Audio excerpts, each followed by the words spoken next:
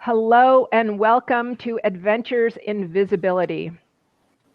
I've got a quick question for you, and that is, do you struggle with how to make your business stand out amongst all the other businesses that are, competing for the same clients and customers as you? Because I know I do, and that's why we're here today. I'm Denise Wakeman, your guide and host of Adventures in Visibility and how to get more visibility on the web. And today we're going to be talking about how to use storytelling and metaphors to make your story stand out. As human beings, we've been telling stories since the dawn of time. It started out visually with pictures, like on the caves in France. I'm not even going to try to pronounce the name because I know I will say it wrong. But we've been doing it since then. And then, with the dawn of written content, written word, we've been telling stories since then. So it's a part of our inherent beings to tell stories. But the key is, the challenge is, at least for me, is how do you tell a story that gets attention and that stands out and that makes connections and engagement. So because I struggle there, I invited two expert storytellers to join us today on Adventures in Visibility. And I'm so grateful that these two wonderful people said yes, because I had been asking around for a while. And then it was like, duh, I know two people. They're in my communities in one way or another. Like, hello, Denise, where have you been? So I invited Michael Kass and Téa Silvestre Godfrey to join me today. And they are both wonderful storytellers, and it's part of their business. It is their business to help others, like business owners, entrepreneurs, and leaders, to tell their stories. So you're going to learn how and why to share your personal story, your personal business and business stories, how to use metaphors, and how to tell better stories so that you do get that attention and connection you want. Before I introduce my two guests, I just want to give you a little bit of admin stuff here. At any time during the interview, if you have questions, you can go ahead and type them in the chat on the side. And if you feel so inclined, I would be most grateful if you would, on the other side of your screen, click the share last 30 seconds button. It used to be, share a tweet, but now it's share last 30 seconds. It makes a little GIF, or whatever you want to call it, that you can share to Twitter. So I would love it if you would do that so we can get the word out about what these two fabulous storytellers are talking about with us today. So Michael and Téa, welcome. Thank you. Thank you for being here. I am so excited. You can't believe how excited I am.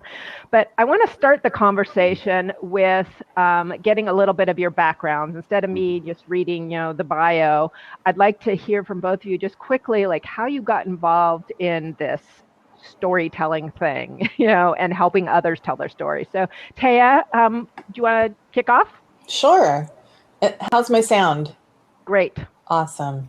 Okay. Well, I've always loved stories. I was an English major. I wrote, very melodramatic poetry when I was a teenager. And it just kind of morphed into, what do you do with a love of pictures and stories? You go into marketing, right? Because that's what it is. And as I progressed through my career, I was in marketing for 25 plus years. I kind of made a full circle back around to when I was in college, which was studying stories and the storytelling method. And that's really where my love is. It's not really about marketing for me, but I was making it work. So that's how I got involved in it. Okay, excellent. And Michael? It's a great question. So I was talking to my parents last weekend, and I realized when I was 8 years old, I apparently had this big book of fairy tales, and I turned to my mom and I went, all I want to do is study how these stories influence the way that people see the world. I probably said it less coherently than that, but that was, so story has always been something that's in my life, and that turned up as acting for a long time. I have a master's in theater. And I kind of burned out on that and turned to performance storytelling, things like The Moth, any number of other podcasts. And about 5 years ago, I had quit my job and was like, what am I going to do with my life? I'm very sad. And I found myself at a dinner party and just sort of floated. I made up a business kind of on the spot because it was very fancy social impact entrepreneurs who were working with like the White House and other big things that I had no business being at this dinner party. And I introduced myself and literally I'd never said it to anyone before. I went, hey, I'm Michael. I help people discover and harness the power of their stories to create change. And everybody got so excited. They were like, what? We need you. Do you have a business card? Which I didn't, because I made it up. So I went home, I made a website, and have been sort of growing that business and exploring it ever since. But Téa, I agree. Like, I'm not a marketing person. I'm a storytelling person. And it so happens that storytelling's probably the most powerful tool you could possibly have for marketing and visibility. Yeah, and that's, I think that's, as I said at the beginning, it's a huge struggle. And I know if I'm struggling with it, others are struggling with it. And, we want our business to stand out. We want to attract the right people. We don't want to be boring, but, I'm a really pragmatic, linear thinker.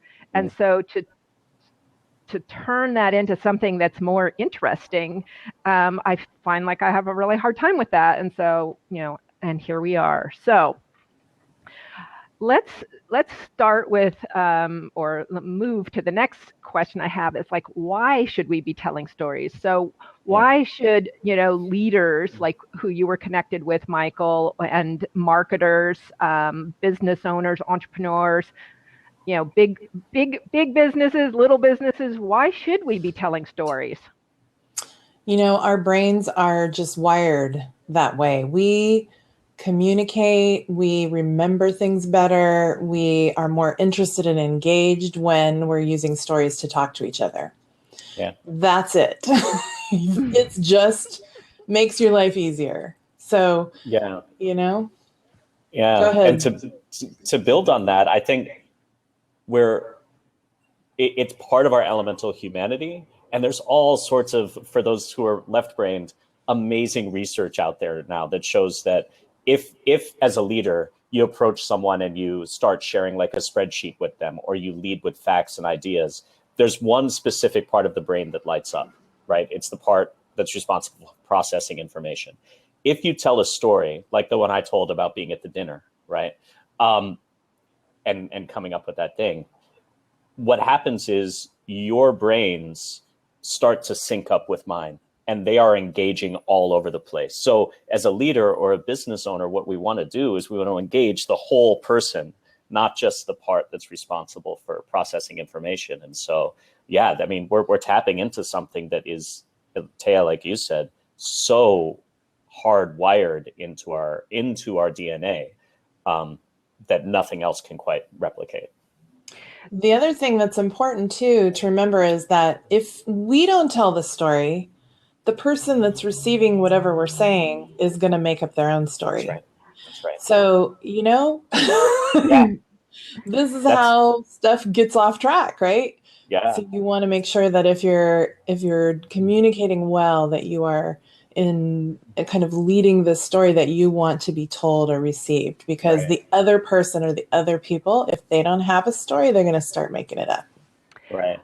Okay, everybody, I want props for that, because that's so important to remember. If you don't tell your story, somebody else will make up a different story about you. So thank you. Sorry, Michael, I interrupted you. No, I was just going to build on that. I think that if you give people data points, they'll create a story based on their previous experience of the world. And so it's your responsibility as a, business person, leader, or just human in the world to meet people where they're at. And I work with a lot of nonprofits, and this is a huge thing for them because they live in this world where their mission is so important. And a large part of my work with them is helping them realize, hey, you know what? Nobody else cares. So you have to make them care. If you don't, they're not going to. Yeah, I love that. I mean, we got some pithy things going on here. And when you said that, it made me realize, like, just connecting to the nonprofit piece, is that when I lived in Ottawa, we were talking about that I lived in Canada before we went live here. And when I lived in Ottawa, there was a big display in a big public park, and it was with Doctors Without Borders. And what they did is they created a refugee camp and told their story that way. I mean, and you could like taste the, food that people who are in refugee camps, I mean, it's got all the proteins and, nutrition and stuff, but how bad it is and how much water and what they have to sleep on, all that stuff. They told the story. Now that was experiential, but, there was lots of, content too. And from that moment on, and this was like a long time ago, like 16 years ago, maybe, I have been a monthly donor to Doctors Without Borders because they told a story that I was crying, as I was experiencing it. And so, they made me care, which is exactly what you're saying. Whoever came up with telling the story experientially. So that was thank you. Yeah. I don't know if I went off base there or not. No, but that's a great example of why because it sticks with you. This was years ago. Yeah. When we tell a story, you can't forget it if it gets in there and it resonates. Whereas I don't remember any of the facts I learned in school, but I remember some of the stories. Yeah. And so when you're looking to make an impact, that's the way to do it. Okay, so that's great. Now we need to know how to tell those stories because that's okay. We all say yes. Okay, I get it. We should be telling stories about our business and about ourselves, but how do I do that? How do I'm not a writer, I'm not a storyteller, how do I do that? So let's break that open a little bit. So, I mean, I want to redefine terms. Like you actually are, everybody's a storyteller. You have to, like, we wouldn't be here if we weren't, we like evolutionarily, the people who didn't tell and respond to stories didn't reproduce. So by definition, we're all storytellers. And that's, there's all sorts of fun. There's amazing scientific reasons for that. One of which is that story releases oxytocin, which is the hormone responsible for essentially creating a sense of tribe. And so the people who didn't tribe up got eaten by tigers. Not all of them got eaten by tigers. Some of them got eaten by other animals, but they didn't make it. Yeah. So they didn't reproduce, right? So we're all storytellers. That's where I wanted to start. Téa, do you want to talk a little bit about? No, I think it's really important for everybody to understand that because, there's a tendency for sure, like Denise said, I'm a pragmatic, logical thinker. I don't know how to tell stories. Right. And so you'll dismiss your abilities out of hand without even thinking about all the stories that you tell, not to other people even, but to yourself all day long, right? I have a story about what I'm able to do or accomplish today. I have a story about that person who came to my door and messed up my day, or, you know what I mean? Like we make up stories all the time. So you have the ability, Denise. Right. There's no doubt about that. Yeah. And really, being able to tell a good, engaging story, you have to think about it, especially if you're a business person or a leader who's going to be telling a story over time, many times over, pieces here, pieces there, that you have to keep in mind the attention span of your audience, right? If my grandmother tries to tell me what her day was like, she goes all around the whole thing. There's like no point, and I finally have to say, Grandma, really, like, what are you trying to tell me? Oh, she's just trying to tell me what her neighbor thought, and there's no point. So make sure you have a point every time you say something, right? And if you want to make it engaging, then it has to be about your audience and not about you. Right. Yeah. Because we don't necessarily. That's a really good thing too, because so I get a lot of pushback sometimes. Well, I don't want to be a narcissist. The story's all about me. But if you're doing it right, it's really about connecting with your audience and letting them hear what they need to know. in order to do X, right? So I would add what Téa said. It's not just about knowing your audience and what they need to hear. It's also, what do you want them to do? What action? Right. And this is particularly for leaders or business owners. It's like, what do you want them to do at the end of the story? Do you want them to click something? Do you want them to give you a hug? Like, it doesn't matter what it is. But before you even start the story, knowing who you're speaking with and what you want them to do, then you can sort of reverse engineer the story to get you there. All of which, what we're doing, I think, is talking around your question right now, because it's a very concrete question. Like, how do we tell a good story? Yeah. Well, I know, one of the ways that I, approached you guys about this was that, I'm really interested in how to use metaphor and how do you figure out what metaphors you want to use in your story so that you can make that connection. Because I know intellectually that metaphors are, help us tell a story. But it's like, how do you figure them out? So let's talk a little bit about metaphors and how do you come up with them, or how do you help people tap into the right metaphors for their story? I have lots to say about that, but I don't want to hog the conversation. Do you want to, should we define for people first what a metaphor is? Just because, that would be a good idea. Yeah. Yeah. Michael, I'm going to see if you have a better definition, but okay. When you're in school, they teach you about metaphors and similes and what other aphorisms, and there's all this basket of words that we use to describe when we're talking about one thing, but we're using another thing to say what that is, right? Mm-hmm. So in terms of metaphors for your marketing, for your business, for your leadership, if you know that you have a brand that you're trying to build up and reinforce in people's minds, what is that brand about? Right? What is the big overarching theme that you are trying to portray? So I'll give you an example. In my business is called Story Bistro.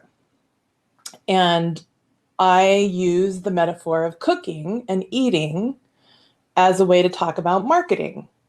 Because for me, marketing is about relationships and connection with people, and so is eating and cooking and food and all that other stuff. So you want to find what is the thing that is like the thing that you're trying to talk about that is also super relevant to you and what your values are and what you're about. For me, the most important thing of all the things that I do in life is relationships. And so eating together with people is the perfect metaphor for that. Because we sit around the table, we talk and we tell stories, and we build tribe, we build family, community. Right. You tribe up. Exactly. Yeah. I love that metaphor. And I think I've told you this today. I love the metaphor of, are you guys getting echo on me, or is it just me? Yeah, I think it's coming through Téa. I just muted her to. Let's see. While you're talking. Okay, cool. So I love your metaphor of the Story Bistro, and it's interesting, right? When you unpack it, I'm like, yeah, that's what everybody says, right? But when you say Story Bistro, it's so evocative. And I think the metaphors have this incredible power to create emotion and to create affinity that a simple factual explanation doesn't. And I think, to build on what Téa said, if you go with the metaphors that will that are both authentic to you and will resonate with your audience, right? So Story Bistro isn't going to attract all of the people, but it's going to attract the kind of people that Téa probably wants to work with, right?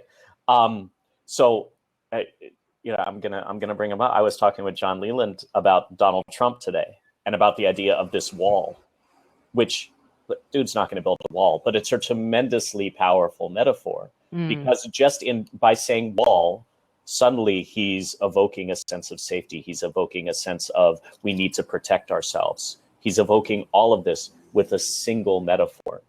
And at the same token, when we call Trump a dumpster fire, that's another, we're moving through a world. I think Scott, you said it in the chat that we actually understand the world through metaphor. It's not through facts. It's through all of this. And so I don't know that I have a methodology for arriving at the right metaphor. What I'll usually do is work with people through their stories and help them realize that they're already using metaphor, that it's all in there, and it's just a question of teasing it out and bringing a little bit more awareness to it.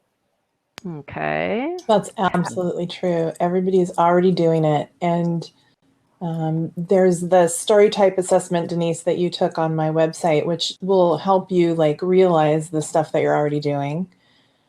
And if you remember that, to build on what Michael said, the metaphor is shorthand, right? Because it's something that we all kind of agree on. When I say eating together around a table, we pretty much all have had that experience.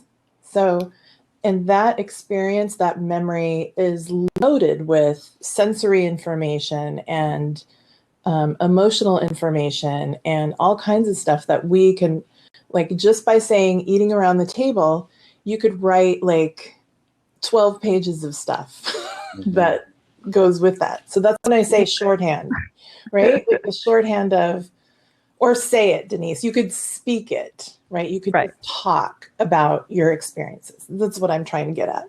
Yeah. It's that you have that much information in your brain, and so does the other person. And so that is the shorthand. And that's why we want to use metaphor, because it's faster. It gets people to understand what we're saying faster. And like Michael said, right now with all the stuff that's going on politically and otherwise, if you look on Facebook, everybody's coming up with metaphors and analogies of, well, if you don't understand what Black Lives Matters means, think about it this way, right?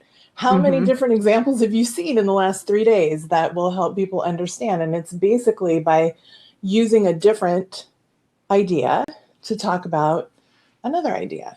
And now, whether or not that changes people's minds is a different story, but that's what we try to do. Right. Well, and I think to build on that, there's an interesting thing that happens with metaphor, which is if somebody buys into a certain metaphor or a certain story, then coming at it with facts isn't going to change the metaphor, right? And so combating somebody who believes that Black lives don't matter by saying, but they do, and here are the statistics, isn't going to work. What does work is helping them switch over to a different metaphor and a different story. And that's where a lot of this power is, right? Especially with businesses. If you are trying to convince people of the value of what you do, simply citing statistics and say, well, 47% of people are good storytellers or whatever. If they don't think that what you do has value, that won't penetrate. But what will penetrate is a story or a metaphor that shows the value of the service, right?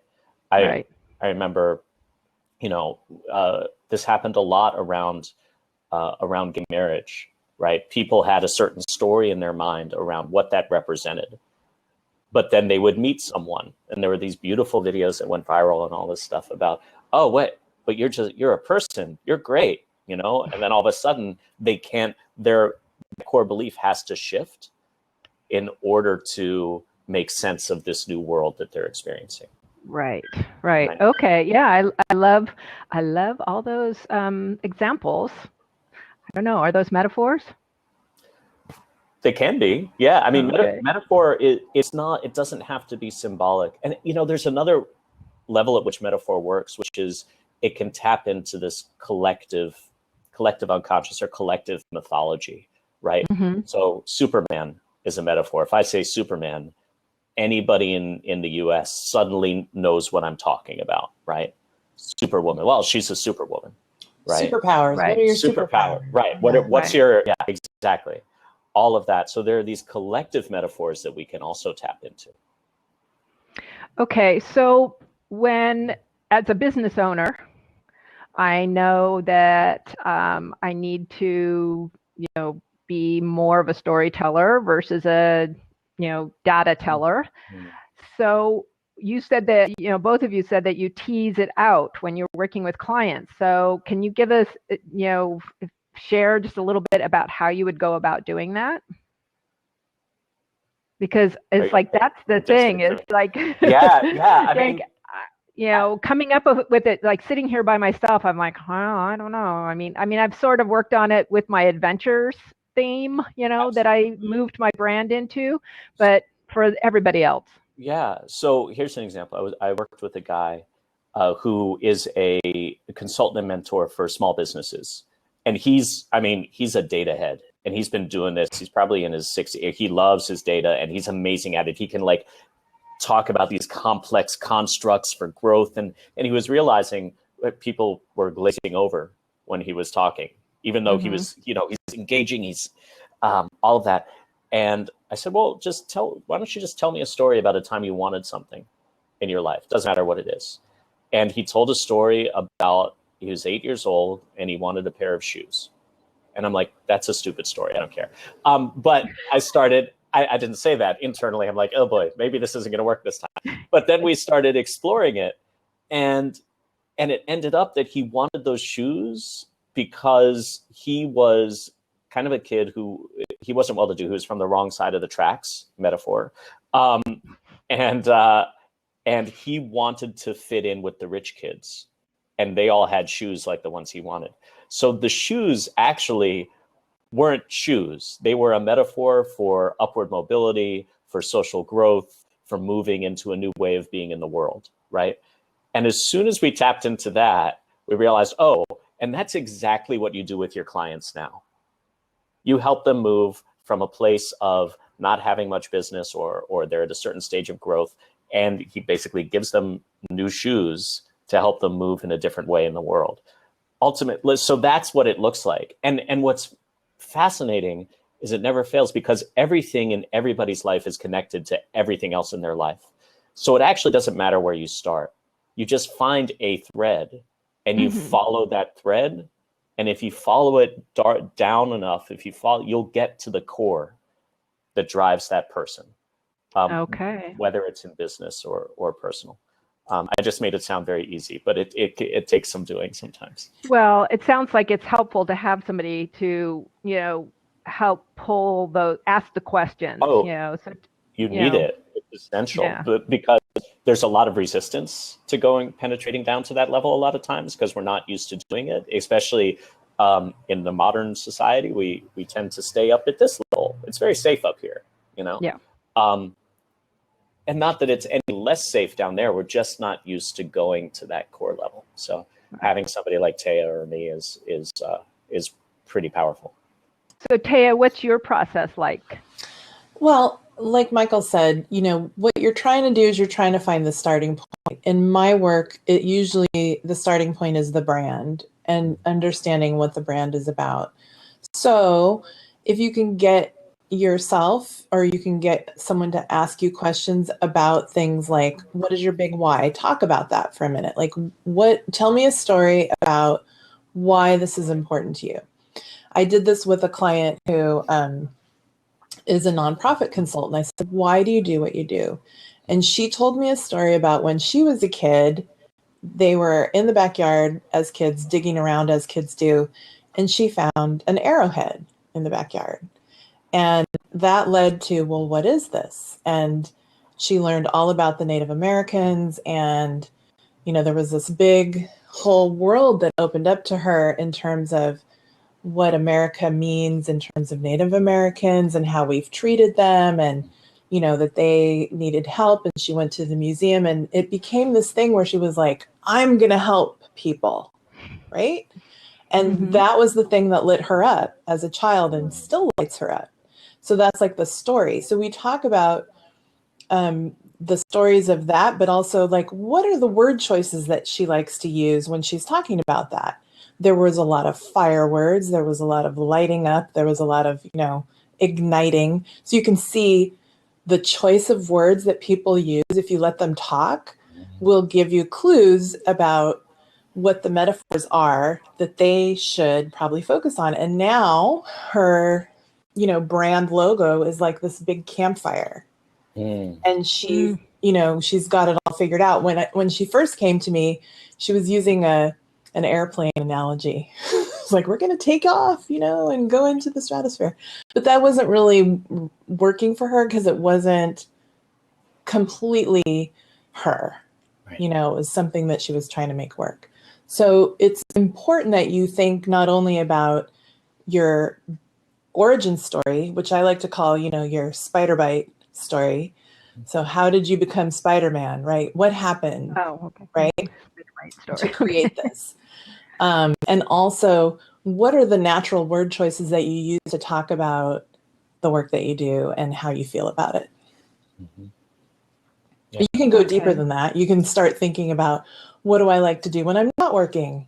I like to cook and I like to eat. Yeah. It's a natural thing. So Right. I think there's and it something. seems then. Oh, sorry. Go ahead, Mike. No, I was just going to pick up on something Téa said about noticing the language, because that can be a clue not just to metaphor but to worldview and how people see themselves interacting in the world, which can help with branding, but also. And so what happened to me is I started working with people on story, and then branched out into transformative work, like transformative coaching too. Because, and Téa, I'd love to hear what your experience when people start working on their stories. Is go like, oh wow, there's a lot of limiting beliefs under there that come out through the stories and the language choices. And so in order to get to the brand identity or to help people promote themselves more effectively, you actually have to start massaging the story a little bit and pointing it out and saying, hey, I can't help but notice that you use, you know, diminutive terms. You say just a lot, like, oh, all I do is just this. I'm like, well, no, that's pretty amazing. So what's the core story? What's that internal story, like Téa, you said earlier, that's driving you to say, oh, I just do this? Because until you address that, it's going to be really hard to be comfortable being visible in the world. So it works. You're working on both levels, right? The external story can't rise until the internal story is consistent with it. That's, yeah, there you go. It's not just one thing, is it? It's not just like this black and white thing where you just say, okay, this is my brand, these are the words I use, and okay, there's my story. It has to be really consistent with what's going on inside too. And, you know, I've told this story, there you go, you know, many times in the last couple of years, is that when I was, after my second trip to Peru, I realized how important travel was to me, and that I had been traveling my whole life, and I had been taking risks and exploring in so many ways, you know, in business, in life, in, like, when I just went back to look at all these, you know, really milestone things in my life, I was an adventurer. Mm-hmm. Even though I didn't think of myself. I mean, you know, I'm an introvert and, you know, all this stuff, but I was really an adventurer. And that's when I started shifting over, because, like, that was everything. So it was an internal that made me see, like, I couldn't keep it in anymore at all. Like, it was impossible for me not to make the change once I went, oh my God. That's what I'm doing, you know. And so I'm really glad that you brought up, you know, that there's this internal piece that has to be congruent with what's going on outside too, because I think that really helps you buy into your own story, right? Yeah. You get rid of the just. Yeah. Well, if you don't believe your own story, nobody else will, you know? Right. No, right. And people can tell, you know, they can tell when it's contrived and it's not authentic. And that's why you don't want to try and force something that isn't there, but work on to get it there. And then when you think about, okay, what is the vision that we're trying to accomplish? Is that also in alignment with who you are? And can you bridge that with a story, a backstory, a future story? Right. We have all of these different layers. For me, part of telling the story in my business was, you know, making something concrete. So when we talk about storytelling in writing, or even when we're telling a story, the biggest thing to remember is, if you can show somebody something and not just tell somebody something, if you can understand the difference between those two, you really can't go wrong. Right. So always, for example, right? let's always give an example of what we're trying to say. And then you are okay. You don't have to get all weirded out about whether or not you're telling a story. It's just, are you giving us examples to show us what you mean? Are those examples relevant to the audience, right? Can they understand them? And then you're good. Mm-hmm. It really is pretty Show, simple. don't tell. Yeah. Yeah. I think, we get lost in our heads. Mm-hmm. Yes. I get lost in my head. No, we all try do. to make it. Yeah. Yeah. Well, I think because we're trained by fancy educations to not trust the power of story, right? Since the Enlightenment, we're dropping some history, right? Since really the rational mind has been ascendant, and it's kind of reached the limits of what it can do alone. So we're seeing, this resurgence of interest in story and storytelling and metaphor, I think in partial response to the fact that our brains are exhausted. And they're trying, because they spin out, okay, do you get it? Right. Do you understand what I'm saying? Okay, let me show you another 20 pages of statistics. Do you get it now? Right. No, of course not. Whereas if you tell a story, if you show, I do this great exercise in storytelling classes sometimes where I have people describe a time where they experienced an emotion, right? So instead of saying like, oh, I was sad, that doesn't tell me anything. But if you show me that, if you say, I felt a heavy weight in the pit of my stomach, my chest constricted, and I couldn't lift my eyes up off the ground, suddenly we have a picture of how that person experiences sadness. Yeah, it was very visceral too. Because I was like feeling constricted. You said that word. Right. And you can do the same thing, and it's a thing called neural coupling. Like as I was saying, and I'm like, oh yeah, I'm summoning up that emotion, and so if you're listening to me or watching me, you're going to feel it. And you can do the same thing with joy. You can do the same thing with triumph, like all of that.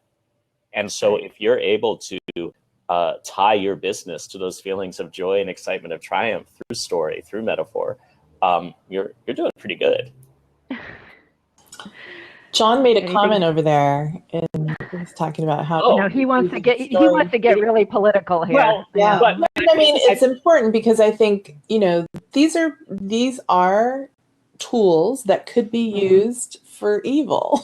Yeah, you're right. They are value agnostic. It's true. That's right. And you have to make sure that you say, I'm going to use my superpowers for good. Yeah. And no ill intent, right? I mean, sales and marketing can be super misinterpreted by people. If you think I'm trying to sell you something, immediately you're going to be like, no, close off. Right. But if I know how to manipulate you by telling you a story and playing on your emotions and get rid through the rational thought, is that okay? Right. These are deeper philosophical questions. Yeah. Even if I know that what I'm trying to sell you, in my opinion, is exactly what you need. Well, and this brings up a great point, which is, the one that's coming to mind is Bank of America, which has invested tons of time and money into creating these like beautiful, heartwarming, heart-tugging stories that are softly branded. So people are starting to associate Bank of America with like benevolence, which it's not, it's a terrible corporation. I think it's so important that people with good intent learn to tell powerful stories, because there's so many stories out there right now that only the powerful ones can cut through the noise. Right. Only the ones that have, and that I feel like is less a matter of structure and more a matter of authenticity and integrity, because that will read through. I'll forgive a story where the structure is like, it was all right, if I sense that the person is really putting themselves on the line with it. Whereas a beautifully structured story that doesn't have any like blood and tears and sweat in it, whatever, I can get those anywhere. Okay, yeah. So, you talk about, you use the word powerful. We need to learn how to tell powerful stories. And how do you know? I know these are hard questions, and this is why I've been grappling with this for a while. It's like, what makes it powerful? How do I create something that's with intent, but that is powerful and authentic at the same time, and doesn't sound contrived, right? Yeah. There's the tension, I think. Well, there is, absolutely, Denise. I mean, we watch movies and television shows for the ones that really engage us emotionally, right? We're not going to sit down and waste time on something that's boring. And that also leads to, well, it's a matter of taste. What's boring to you isn't going to be boring to somebody else, vice versa. So understanding what are the existing stories that are out there already, right? Because if we just keep saying the same stories everybody else is saying, that's kind of boring. Right. But if you can put a little twist or a little surprise in there, that's where we really perk up. And if you think about it, even in terms of telling a joke, the punchline is why we listen for the punchline, because we know it's going to be different. It's not going to be something we expected. So if you can think about what is it that nobody else is saying that needs to be said, what is a story that I could tell that is super, relevant to me and my audience? And not everything that we do in life, like I go back to my grandma, her having a conversation with her next door neighbor is not necessarily story material because nothing really happened. The two of them had a conversation. They talked about the weather. Nobody had a growth experience, right? Nobody had a transformation there. I don't really need to know that. Yeah. So. Yeah. I think that's, the key thing in a story is something's got to shift, or it's just a thing that happened, right? And so there's story structure. There's things like the hero's journey, which is Joseph Campbell's monomyth, which is kind of the template that a lot of these things use. It's one possibility. I think a lot of people lift it up as, oh, you must tell a hero's journey. No, it's just a really popular one. For me, what I always tell people is once you've mastered the technique of it and the structure, really it's, do you feel uncomfortable at the prospect of sharing it with people? And if you do, there's probably something there. If it's too easy, it's kind of like, then it's probably a story tale, like you said, that other people could tell. But what is the story that only you can tell? And once you tap into that, I mean, you'll be uncomfortable sharing it. You'll get sweaty. You'll probably do anything but work on it. But once you get it out into the world, you'll get a commensurately higher response, because power requires sacrifice, not like human sacrifice or animal sacrifice, but a sacrifice of that part of yourself that resists sharing this deeply held truth with a capital T with people. And so even with especially with branding stories, where one way to, I think you have to come at it both ways, right? One is strategic. Who are you speaking to? What's the competitive landscape? But then there's sort of a more tender-hearted, intuitive side, which is, what is the thing that you need to say in the world that nobody else can say? Right. And trusting, sort of, Denise, your great example, your example with the travel and the adventures is an amazing example of that, right? There's nobody else who can express that the way you do. And there was resistance around it. There was all of that. Oh, yeah. Yeah. And when you find, I didn't even know, I was trying to be, fit into a box for so long of, being a marketing consultant, and looking at going from that direction, and it was boring. Everybody does that. Right. I mean, there's a gazillion people out there who do it, right. Right. And so what's your unique way of doing it? And then when you tap into it, you overcome that hurdle of fear to share it. There's generally this huge feeling of like freedom and liberation, and like, oh my God, I can't believe I let myself live in that box for so long. Box is a great metaphor, by the way, for just sort of picking them out. So yeah, I think both, you need a inside out and outside in approach. Yeah, we totally understand the box metaphor, and you have to be careful, especially in the business world, of overusing these metaphors. Then they kind of devolve into jargon. That's what we call jargon, because everybody it's a buzzword. So even storytelling is a buzzword. It's horrible. It's horrible. Yeah. Scott had asked about, is storytelling a two-way street, right? Absolutely. Story listening is such a powerful, it's such a powerful asset for you as a business person, as a human being. If you can sit and listen to somebody without thinking about what you're going to say next, holy cow, right? Right. And you really, if you go into a forest and start telling a story and nobody's there. Did you tell a story? Right. I don't know that you're actually telling a story to anybody. So yeah. And I also think in that listening, learning to listen to these stories critically, not in a, I'm trying to pick it apart way, but in what am I hearing? Right. And realizing that whatever you're hearing is being filtered through your own neural story, and that's being filtered through the lens of your own experiences. And so when you're able to separate those two, it's like, okay, here's what the person's saying. Here's the metaphor they're using. Okay, great. How can I meet this person where they are and find my own story in their story? Suddenly you're building tremendously powerful, durable relationships because you're co-creating a myth together almost. You're building. Well, I would say that. Go ahead. Jay. No, the metaphor, building a bridge. Being able to see your side of the bank and their side of the bank, and where you can go in between. Right. I love that. Well, and what I was thinking when you were saying that, Michael, too, is that listening to, let's say, your customer stories, your client stories, right? As a, coming at it from the business owner perspective, is that you can hear if you can hear what their stories are and their metaphors are, then I think maybe that's what you were saying, is then you can speak to them in their stories too, and how it connects with your stories. I think that's what you're saying. Because, one of the things I learned a long time ago, my former husband was an NLP practitioner, and it was like the meaning of your communication is the response you get.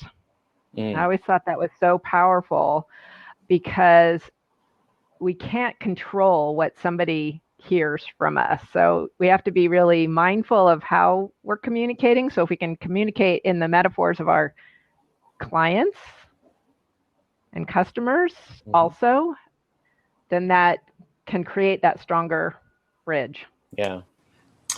There was, you guys know Tad Hargrave from Marketing for Hippies. There was a post on Facebook either yesterday or the day before where somebody commented on his thread and was telling the story about his designer friend who designs products for a living.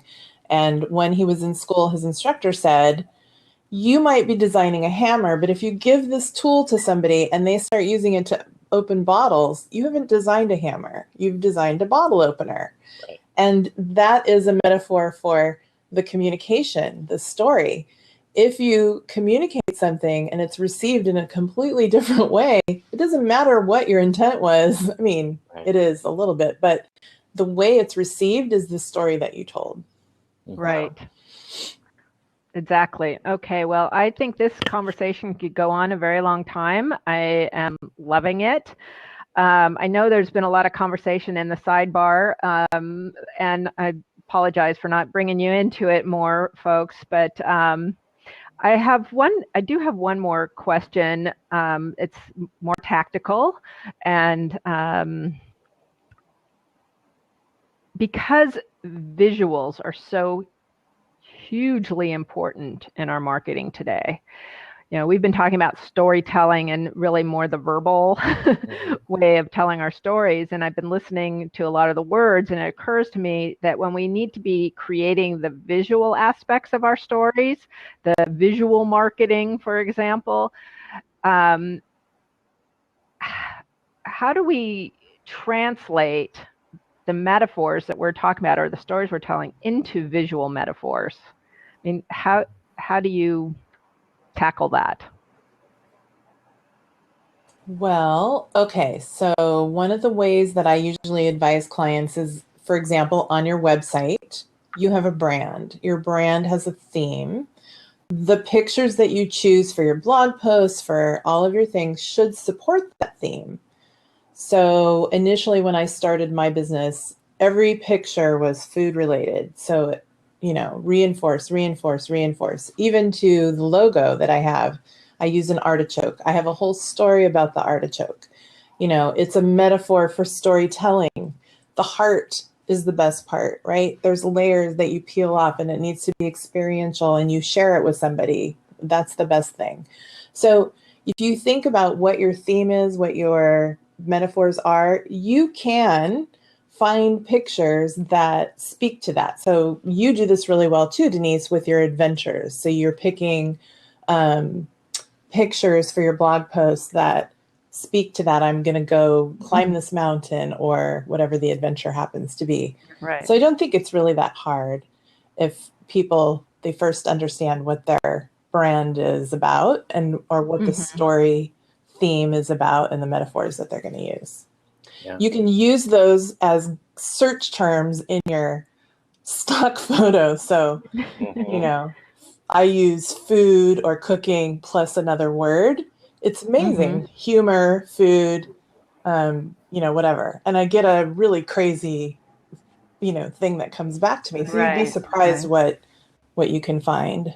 Yeah. I think it's interesting. I mean, what I do basically is I partner with agencies and designers and send my clients to them when I'm done with them, because I'm not a designer, and I think it speaks to there's so many different ways to tell stories now. There's pictures, there's video, there's sound, there's whatever, and each one has its own vocabulary, right? So lab vocabulary is different than Twitter vocabulary, is different than Instagram vocabulary. What I work with people on explicitly is those are ways that you can tell your story. I work with different vocabularies. I'm like, what is the story you need to be telling? Because you can hire someone to do your social media, but if they're not telling the right story because you haven't figured it out yet, you're going to have some really fancy social media that doesn't hit, right? Right. And so in TV, they refer to it as a show Bible. Like literally they have a huge book that's filled with every character trait, everything that's ever happened in the show that they draw from. And so what I help people do is create that story Bible for their business and for themselves. Wow. So that they can pull from it. And it's a great metaphor. So that they can pull from it to tweet, Facebook, whatever, do speaking engagements. Yeah. Right. Yeah. And so that's because I know that comes up as like, well, how do I illustrate this idea? That kind of thing. And I mean, somebody asked in one of my programs, we're in my challenge this month, we're talking about how to tell your story with visuals. And, there was also a method to my madness to having you come on during this challenge period too. I told them they all had to attend. But somebody said, well, how do I illustrate, somebody who's trying to doing everything themselves? And, just reading that, I was like, oh, an octopus with lots of arms, somebody juggling, that was like just reading her question. And that sort of started telling me, like, okay, my thinking is switching too. Instead of just saying, are you overwhelmed? It's like you show a picture of like, somebody juggling or they're falling or whatever. Right. So. Yeah, it's the keywords that will, if you focus in on those, will help you find a visual that matches that. Right. I just want to say I have like 5 minutes and then I have to go speak with a client. But okay, final question, because for both of you, each of you, and Téa, you can go first. What is your most memorable adventure? Because this whole thing's adventure for me, but what is your most, memorable adventure, business, life, whatever? Oh, Lord. So, usually I have a really bad memory. So the most visceral adventure or thing that I can think of is the one that I'm currently in. Right. And some of you guys know that I started doing this new job on the side to sell life insurance. Holy cow, this is not something that I ever in my wildest dreams said, when I grow up, I want to be a life insurance agent. And it is pushing me in all kinds of different ways. When you get to be 50 years old or maybe even a little older, you start thinking, I got it all figured out. I've been doing this a while. I know how to, no. And I am finding that the stories I've been telling myself about what I'm capable of or not capable of, or what somebody else wants from me or doesn't want from me, completely different, right? I'll walk into a home and think I'm reading the body language. They don't want me to be here. They think I'm a salesperson. So they're automatically, like, get away. Mm-hmm. And after about 5 minutes, they're like, can I have some of that? And, I was ready to give up. I was ready to walk away and be like, well, okay, I guess they didn't want it. So don't underestimate the adventures that you're having as being something that can teach you something really deep about yourself and humanity. Mm. Yeah. Wow, that's great. That's great, because you probably weren't expecting to learn those things about you. No, yourself, I right? wasn't. Not at all. It's been good, though. That's fantastic. That's fantastic. Michael? So the one that comes up for me is because you mentioned Peru earlier. I was there probably 5 years ago, and I had to leave. I went on a tour through the rainforest, but I had to leave a day early. And they said that they had set up transport for me, but that didn't happen. So I found myself like clinging to a 17-year-old on a motorcycle as we chased tourist buses through the rainforest because I just needed to get to Cusco for like 3 hours. Terrifying. And I was wearing a hat that said Lucky on it. And right at the beginning, as the motorcycle zoomed off, it flew off my head. And I was like, oh, great, I'm going to die in the rainforest. I'm done. But it all ended. I ended up bribing a cab driver to drive for 9 hours out of the rainforest to Cusco. And he agreed to do it. And about halfway through, I realized it was because he was smuggling drugs under my seat. And so we got, the car got tossed by the cops probably 3 or 4 times, but they never bothered me because I was a tourist. And there was a lot of learnings there. Like, don't trust cab drivers in the rainforest who agree to take you in the middle of the night, but also just trust, right? Like there were so many, because the roads you're on are so narrow, and it would be so easy to panic in these moments where everything kind of goes pear-shaped. But trusting that there is something there to learn and to take away really helped me through it. Just sort of, look, it's a leap of faith. And whether it's a new job or a rainforest adventure. Yeah. Thank you for sharing that. Téa, I have posted the link to your business storytelling assessment, which is fantastic. Yeah, I've been free. telling everybody to take that. So if you want to find out what your business storytelling type is or story type is, follow that link to Téa's assessment. Téa, thank you so much for being here with me today. Thank you for having me. I know you got to jump off. So this was a great conversation. I could just keep talking, and listening. So thank you so much. Bye, everybody. Take care. Bye, Michael, where can people find you? Usually I ask the people to tell themselves, but I knew Téa had to leave. So yeah, so you can find me at michaelkass.co. I've got I've got a leadership storytelling e-course on there that's free. Register for it. You'll get, it just sort of takes you through the process of building a story, from identifying the audience, assembling raw material, storytelling tips and tricks. I don't think I have a link to that, so I'll put it in the show notes for I can do this. Here we go. Okay. www.michaelkass.co. Just check it out. And then I've got a blab coming up next week with Bill Ratner, who's a master storyteller, and he's also a voiceover. So like listening to him talk is like listening to like warm butter in the. I mean, it's just, he's got a really soothing voice. And he's also an award-winning author. So we're going to be talking about what are the secrets to creating strong stories, why storytelling is so powerful. And that's okay. Everybody, click Michael's name, the little thing at the top of his. Follow him and you get notified when he's doing that blab. Sure, because that'll be great. Awesome. Okay. Well, thank you. I realize I've let this go on for quite a long time, but I really appreciate you being here with me today, Michael and Téa. You've really given me so much food for thought. I've written down like all these little nuggets from you guys. I know I'll be listening to this again because sometimes managing the show, I don't hear everything. Like I'll when I listen again, it's like, oh, I totally missed that. But anyway, to let you all know, thank you, who have been here in the audience. I really appreciate your time and attention today. You can sign up to get notification of future Adventures in Visibility at adventuresinvisibility.com. I also share the show as a podcast. You can go to adventuresinvisibilitypodcast.com if you want to sign up for that and hear it on iTunes, SoundCloud, Stitcher, wherever you want. I try to make it as easy as possible.